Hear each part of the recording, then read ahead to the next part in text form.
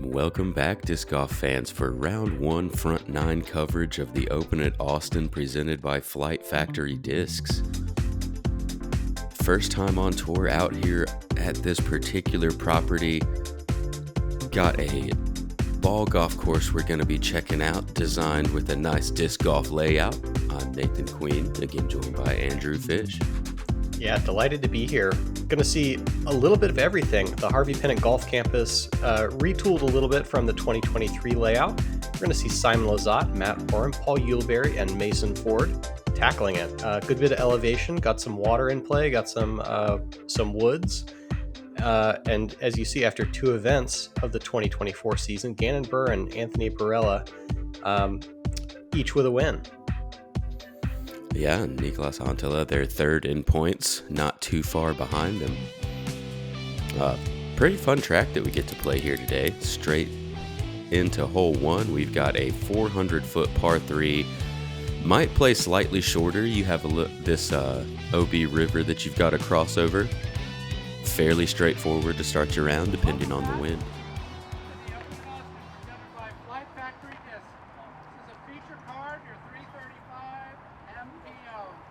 First up on the tee box from Germany, sponsored by MVP and Grip Equipment, Simon Lizotte.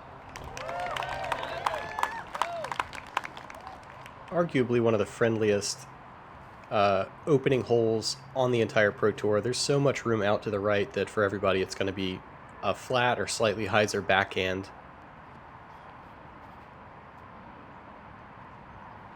Yeah, you see Simon full hyzer there, able to keep the disc on one angle, and with his power, no problem at all. Next up on the tee box from Creola, Alabama, sponsored by Westside Disc and Saban. You know him as Matty O. Matthew Orum.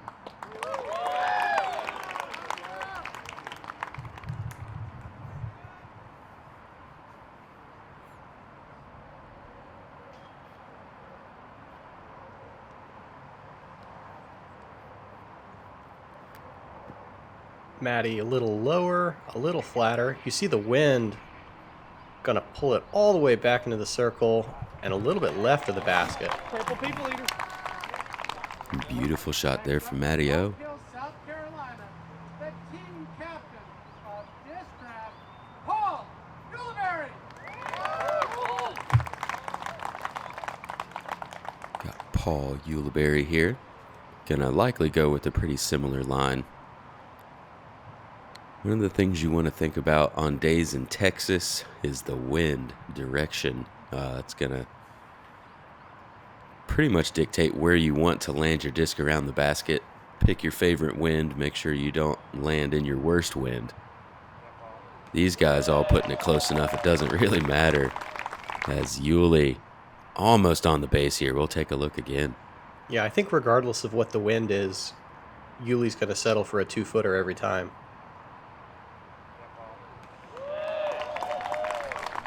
Beautiful shot. Let's see if we can get one even closer.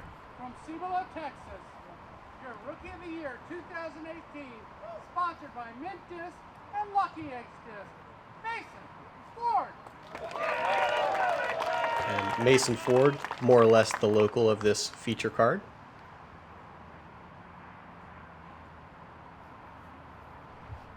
Yeah, very smooth thrower here from Texas. Has his work cut out for him to get CTP. This looks like it may have come out a bit early, though.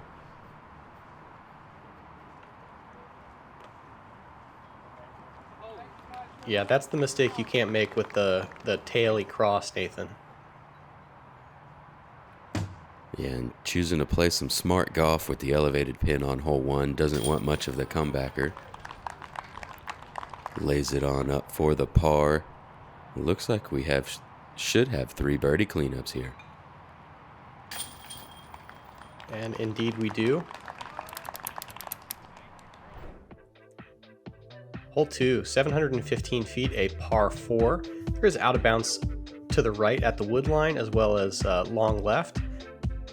Pretty aggressive dog leg to the right and then need to cross this green. There is OB behind the basket as well. Nathan, I really like this as a 2-shot hole on a golf course layout, there's enough of an angle that you're forced to actually hit a spot instead of just go far. Yeah, should be a specific spot, and those tree planters that you see there can cause you some issues as well. If you don't get to that exact spot, cause you a little bit of line or footing issue, as we see Matty O going to push long here, end up out of bounds. Mostly playing with a tailwind here. Uli just squeaking over the fence. And it is a little bit delicate. You absolutely cannot throw this to the inside. So at least Matty will have an angle to the basket, having gone long out of bounds. And speaking of that inside, Mason Ford gonna challenge it, but looks like he's gonna stay in bounds. I think just far enough around, he should be able to bend something or throw another forehand in. Very long shot left for Matty O, and he's able to put it inside circle 1. Checks up just before that OB left of the basket. On a day like today, with this amount of wind, minimizing the distance of putts you absolutely have to make is pretty critical. So that's only 18-20 feet, but Matty's going to be needing it to save his round. Simon gonna mow some grass on the way in. Yeah, curious to know why that happened. I don't know if he was thinking about the concrete right in front of him or just looking at the OB long, but kind of buries it into the ground immediately, as we see Mason have one of those tester putts. Didn't want anything to do with circle 2 on hole 1. Right around circle's edge now. And an excellent nestle into the upslope by the basket. Simon will at least save par. Brings us to Ulibarri. Opting to not do a whole lot with that putt. Yeah, and you see the stakes back there. Didn't want to get away from them, and edge of circle 1, just outside. Mason Ford connects on this one. Gets that birdie back the other players got on the first.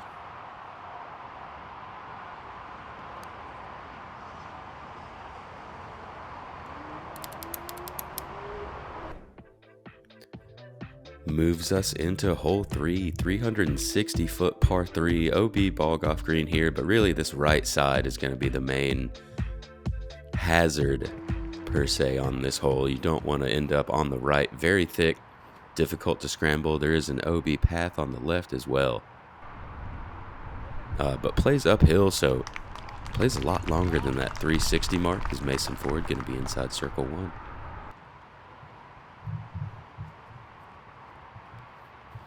And this is the option I like. The roller, well, Simon didn't land it particularly well. That is going to go out of bounds to the left side.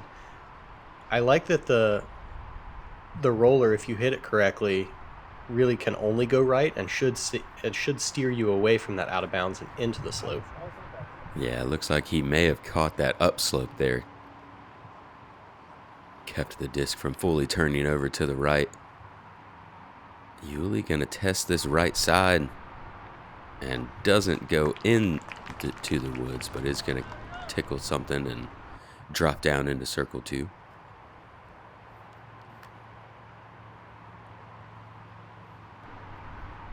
And what a scary play there from Matty O, trying to force the turnover up the hill. Yeah, the crosswind catches him and mashes the disc down. I actually liked the angle he started on. And from here, the objective is land it flat, no rollaways. Oh, and Simon trying to make it land flat in the basket. Gonna catch the cage and end up with the bogey. Uli also with the long good bid from circle 2.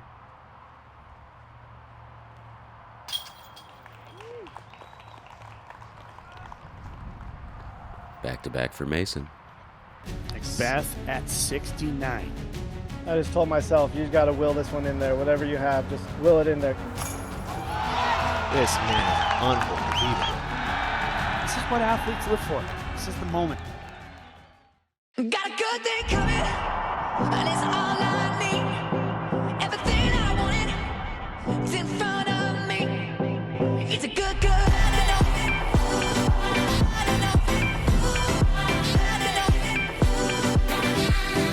Good thing. As so often happens, it was dead calm during the practice rounds, and now hole 4, 460 feet, we're not going to see people throwing putters into a headwind. Downhill, iconic, at least as the Harvey Pennant Golf Campus goes. Green in front is the biggest danger, as well as out of bounds long. Yeah, what a difference wind direction makes here, as Mason gonna get some unfortunate ground play there. End up on that ball golf green short. Tailwind or no wind, everybody's going to be ripping a putter. Not too much worry here. But this headwind, kind of, you don't really know what to throw here. As Paul going to wind up with a different OB set over there on the right side. Maddie not quite able to make the correction. He didn't aim it as right as Ulibarri had. Wow. Okay. Huh. Able to then make the correction and get the wind lift all the way back over to pin height. This must have been a very overstable disc. That looked to me like it was gone out the right side. Yeah. Catches a downhill slope with some wind. He may have gotten a switch. That flag was kind of looking like tailwind right there at the end of his shot. I love this body language, Nathan. Clearly see Simon with the headwind now. I think I know that feeling. I'm sure most players on tour do, of just the uncertainty of what's going to happen once you let go of this disc.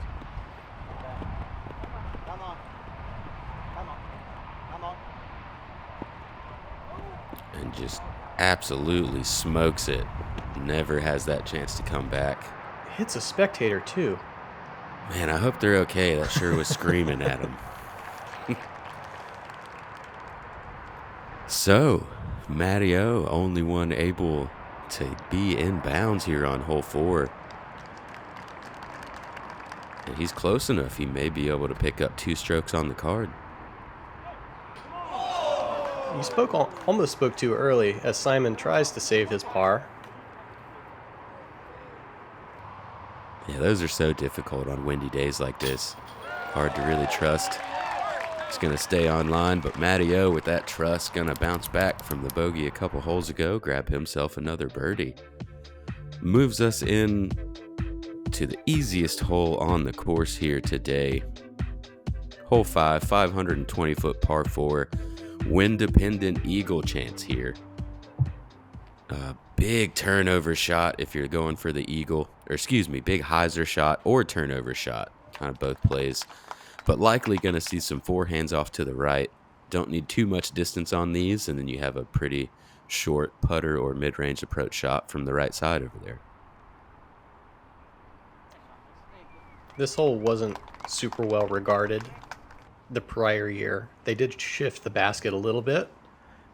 I think that it's actually making players make a choice, but it's not quite dangerous enough on the second shot if you do make this little layup play. Simon is 1 over and has no interest in that layup play. So again, just absolutely smoking it. And effectively lays up just way further than the rest of the group.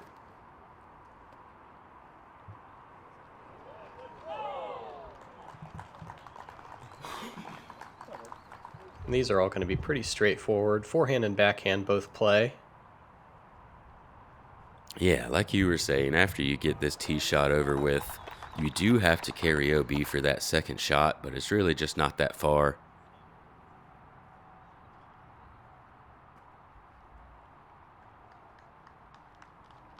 And Mason leaves a little bit left on that one. Going to be putting back towards that OB. As we see Simon over here. Again, similar distance shot, just different angle there. Gonna put it in the bullseye. I don't reckon a whole lot of other people found that particular landing zone off of their drive. Mason gonna convert.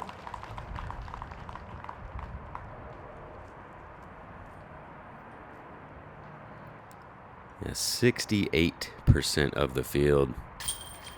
Gonna take the birdie on this one today. Just one eagle look.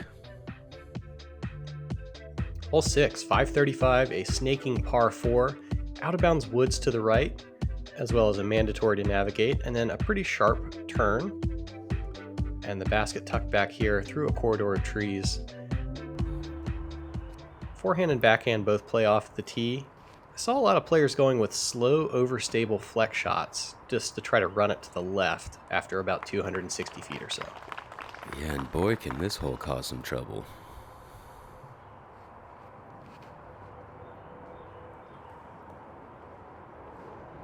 But not for Mason Ford.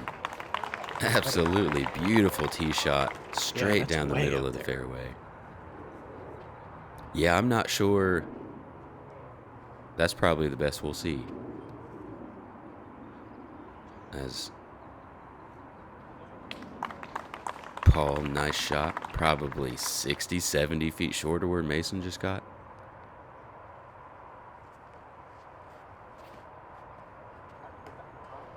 And Lizotte with the strong boost to the left. At That least is what I was- inbounds, but unpleasant. Yeah. Oh, wow. He's made it out of the woods over there.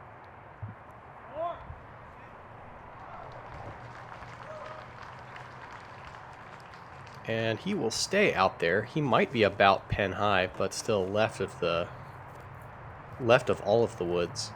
I really like this camera view. It shows you what you couldn't really see on the tee of how tight and a specific angle this fairway really creates.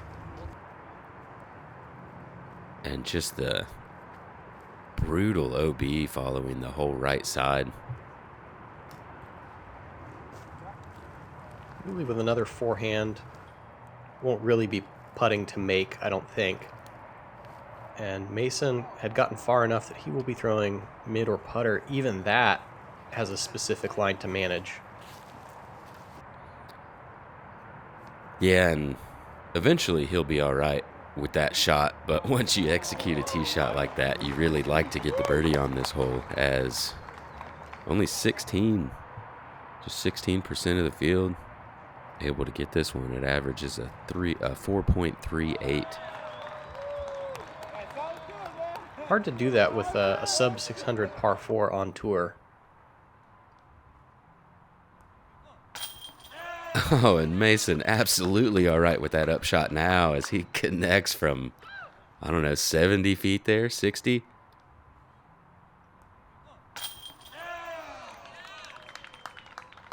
That's a big grin knowing you covered your big mistake. Yeah, great birdie there from Mason Ford. Back to back, and now puts him 3 under on the round. Simon once again playing a different hole from everyone else. Will take a par after only once being in the fairway. Yeah, he is the only one that played that hole, I believe.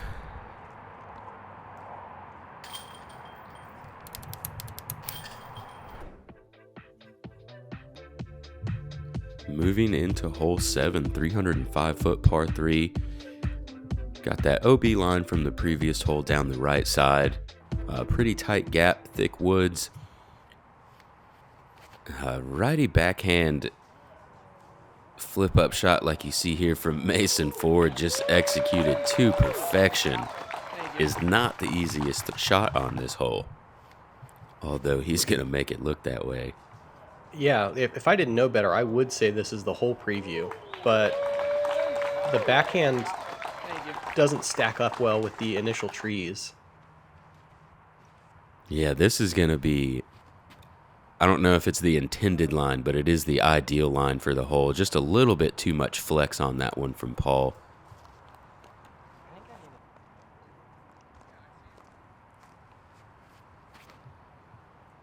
And Simon gonna try the wider kind of turnover backhand line rather than the hyzer flip. Gets a good tree kick. He's gonna be right around circle's edge. Yeah, pretty good tee shot, aided on the end of it. And Maddie will correct nicely, I think. Gets back to flat and inside the circle for a birdie putt. Yeah, beautiful touch shot there, making sure he doesn't turn it over too much. Very well controlled.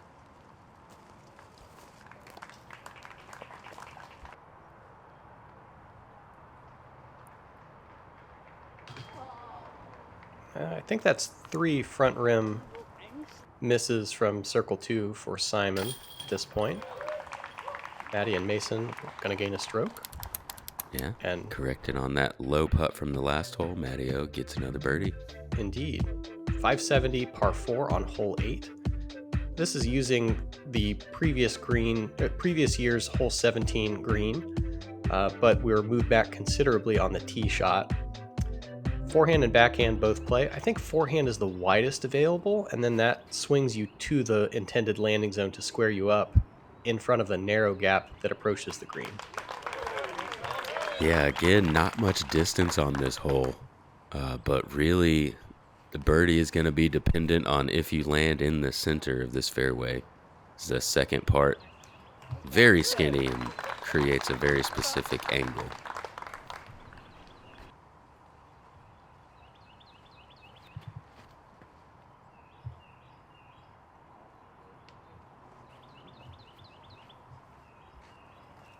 You got to go just inside or ideally just around that big tree you saw Uli hit with the forehand line.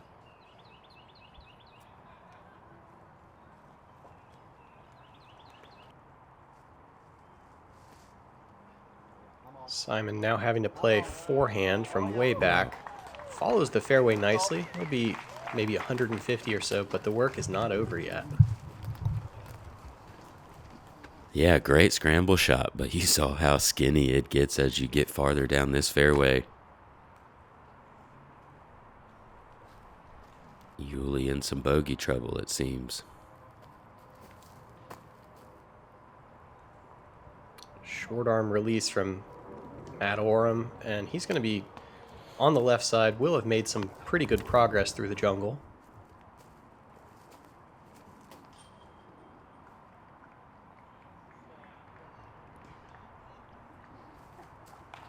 Yeah, well executed scramble shot there from Paul. Gonna end up left side, probably front side of circle 2.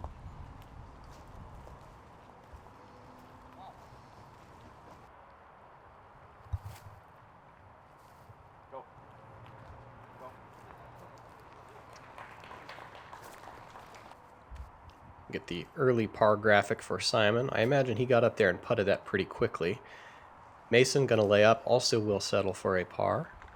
Yeah, and Mason, best driver of the group, just barely overturned his, and he still had that pretty touchy shot to get up and down for his par.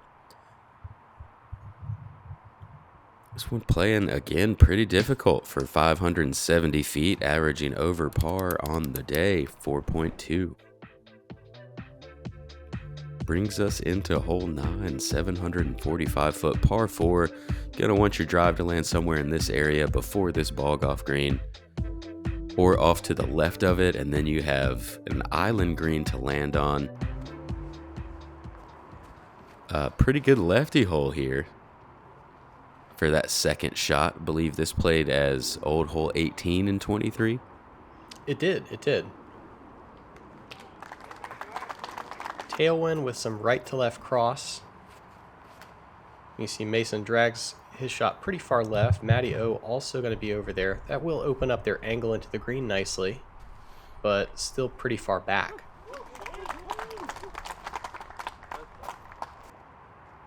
Yeah, looking at close to 400 probably, or maybe more to the basket there.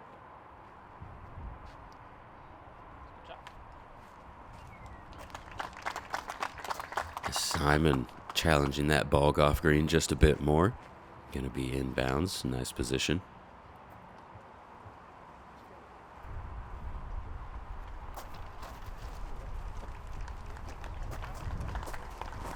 So everybody inbounds. The second shot is the more consequential of the two here.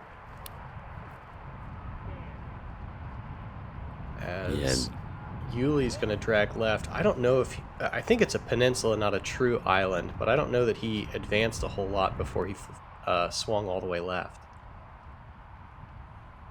Yeah, tough to read this wind correctly. Those flanners over there kind of showing a right to left.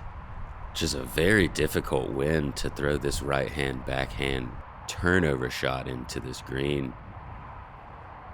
If you get it turned over, it's going to pack it down like you saw Matty O. If you don't get it flat, it's going to push it left like you've seen the other two players do so far. Really want the forehand into this green if you have it. Simon maybe going to go up. It's sort of available. I think you are playing Plinko on the end of it, and that's going to... You don't know if that's going to stop you in front or perhaps just spike right on the basket.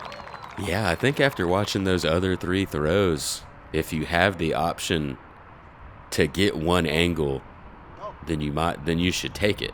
You know, all those other throws, they didn't really look too far off as far as the release, but they were very far off from making the island or effective island. And nice play there from Simon. I like the idea of throwing the forehand into this, even if you are pretty far back, because there is a good bit of space in front of the basket. And I feel like trying to be too cute with the backhand is introducing... Whoa! Oh!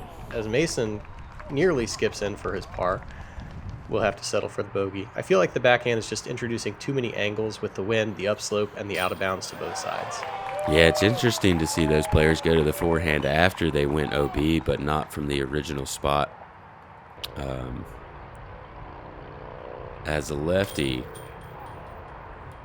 that adds some feelings of, I have to throw some far forehands, or the lines ask me to throw some far forehands that I don't want to throw a lot also.